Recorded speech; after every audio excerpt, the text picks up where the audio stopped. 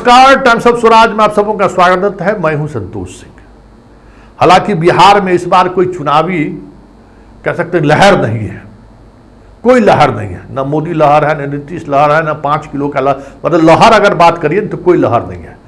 स्थानीय मुद्दों पर चुनाव हो रहा है, जातीय आधार पर चुनाव हो रहा है, राम धारा 370 सब खत्म है। कहीं कोई हवा है, हवा में कोई राम मंदिर की चर्चा करने को तैयार नहीं है। कुछ सवर्ण घर की महिलाएं, कुछ और महिलाएं राम के नाम पर वोट जाके दे दे, ये अलग बात है, लेकिन चर्चा नहीं है। राम दिल में है, ईवीएम में नहीं दिख रहा है। कश्मीर दिल में है, लेकिन ईवीएम पर जाता हुआ नहीं दिख रहा है। ऐसे में बिहार में जिन 3 सीटों पर निर्दलीय प्रत्याशी ने जबरदस्त टक्कर दिया है, उसमें एक सीट सिवान भी है।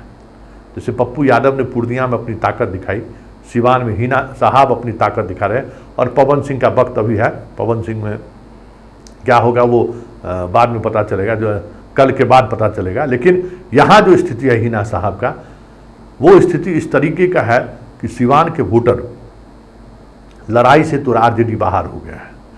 और अब पर्दे के पीछे से जिस तरीके से तेजस्वी ने तो पूर्णिया में खुलकर कह दिया था ना कि आप एनडीए उम्मीदवार को वोट कर दीजिए, लेकिन कल से ही सिवान में भी ये बातें चर्चा होनी शुरू हो गई है कि आवाज़ से फ़ोन आ रहा है, हिना नहीं जीतना चाहिए। जदयू जीत जाए तो जीत जाए, हिना नहीं जीते, इसलिए वोट अगर ट्रांसफ़र भी करना हो तो ट्रांसफ़र कर दीजिए। मतलब वहाँ जो आरजेडी के प्रत्याशी हैं वो लड़ाई में नहीं है, ये साफ दिख रहा है। और लड़ाई सीधे तौर पर हिना वर्सेस एनडीए प्रत्याशी है। और एनडीए प्रत्याशी की जो दोहरी छवि है, एक माले वाली जो छवि है, उस छवि की वजह से वहाँ की जो राजनीति है वो उस राजनीति में उन्हें स्वीकार करने को स्वीकार करने को तैयार नहीं है।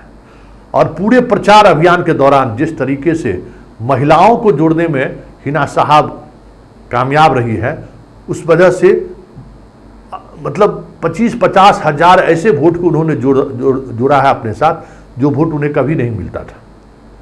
मुसलमान का वोट उनके साथ है ही। सवर्णों ने अगर प्रचार अभियान के दौरान जिस तरीके का साथ निभाया है, वही दिलेरी अगर ईवीएम तक जाकर उन्होंने दिखा दी तो ओम प्रकाश यादव का इतिहास दोहराएगा वहाँ पर। क्योंकि सवर्ण को वहाँ दोहरी चुनौती का सामना करना पड़ रहा है। एक तो माले सामने में है, और दूसरी चुनौती को उन्होंने स्वीकार किया है कि उनको लगता है कि अगर हिना साहब चुनाव जीत गई तो फिर बिहार की राजनीति बदल जाएगी। पप्पू यादव, हिना साहब और कन्हैया को लेकर जो गांव-गांव में चर्चा हो रही है कि अगर ये तीनों जीत गए तो फिर 2025 का चुनाव में लालू परिवार कहाँ रहेंगे कहना मुश्किल है।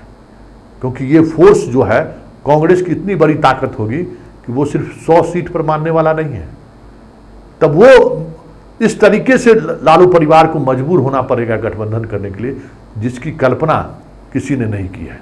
ये बात पूर्णिया के वोटर भी समझ रहे थे और ये बात सिवान के वोटर भी समझ रहे हैं। क्योंकि अगर लालू को निशाने पर लेना है तो फिर हिना साहब का जीतना जरूरी है। उसी तरीके लालू को निशाने पर लेना है तो फिर पप्पू यादव का जीतना जरूरी है।